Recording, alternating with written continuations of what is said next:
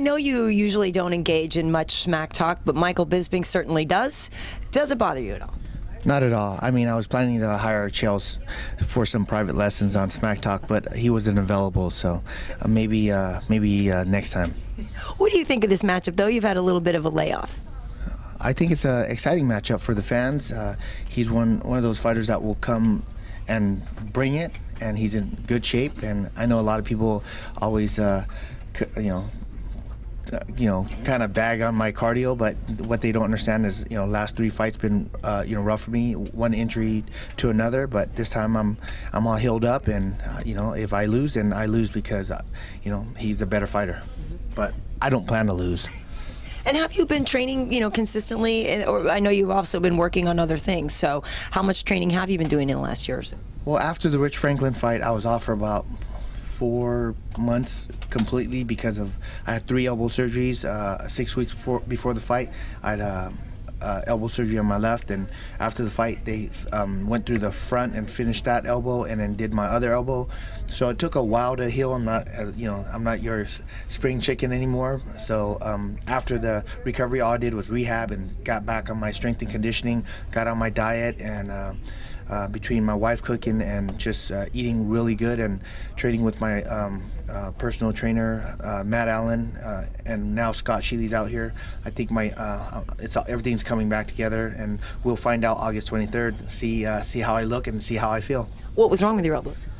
Just a lot of bone spur. I mean, UFC had me doing this really grueling media tour against during the Rich Franklin during my fight camp, and 6 weeks before the fight, there's a 10-day tour, and every city we went to, we had like an open workout. So me and my trainer, we do a lot of sparring during the open workout. So after the 10th, the 10th open workout, I was flying home, and when I woke up on the plane, my elbow locked out, and I got back, and the next day I was in surgery. So, but I'm good to go now. I mean, there is 4 weeks left. Anything can happen, injuries, but knock on wood. But I'm good. You've Anthony Johnson, who you formerly trained on this card tonight. How much are you expecting out of him in tonight's performance? Actually, Anthony Johnson's a beast. I think he's gonna do very well. His wrestling and his strikes will. I think he'll get a knockout. Have you had a chance to catch up with him at all since he's been in town? I have not. I have not. I've been doing media and training, making sure I get my training in. Cung, can you talk about Michael Bisping as an opponent? What does he present? What kind of dangers? What do you have to do to go out there and get the victory? Well, anytime you step inside the octagon, your opponent's always gonna pose some kind of threat. Michael's, he's got a well-rounded game. He's, decent everywhere.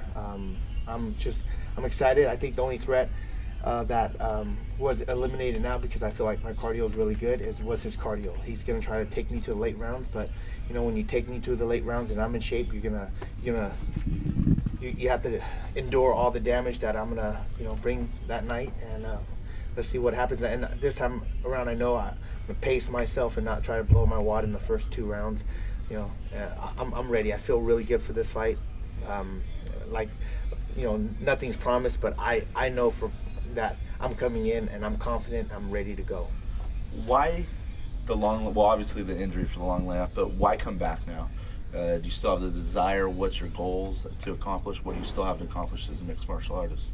Well, I'm a fighter first before I'm an actor. I've been doing martial arts for my whole life, and it's just competition. I like to challenge myself, and here's the biggest opportunity to challenge myself on the biggest platform, which is UFC. There's no other promotion out there that's even close. So for me to compete and be the main event in Macau, again, it's an honor. So why not? Talk about fighting in Macau, in China. What's it like for you?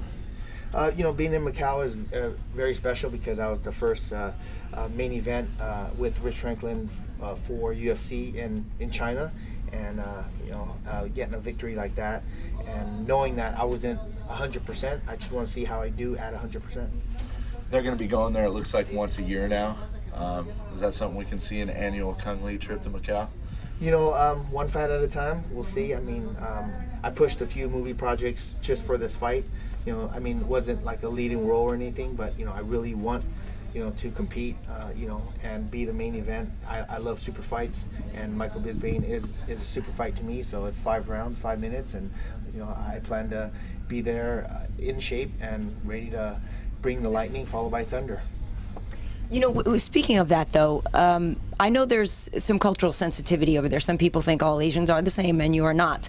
So how are you received over there? I know sometimes there can be a little bit of discontent with, you know, some people not liking others. So how well are you received? Well, you know, I don't know how bad it is now. Maybe back in, you know, several years back, but after doing big movies with Donnie Yen and working with Master Wu Ping and being in China a lot, and then being the mentor coach to the 2 Chinese team, and putting my heart and soul into trying to improve their MMA fighters. I think what the word is, what they're telling me is I'm like the adopted son of China. So, you know, like for me, you know, we're all Asians, we're all people, we're all humans, and we stick together, we're stronger. We try to, you know, be divided and, you know, and you know, have conflict, and we're just weaker. So, I you know, for me, I represent all.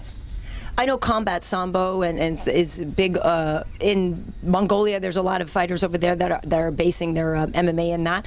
What do you thought? What do you think of the raw talent that you saw over there in China? Of course, there's a lot of people. That means there's a lot of raw talent, a lot of good martial artists.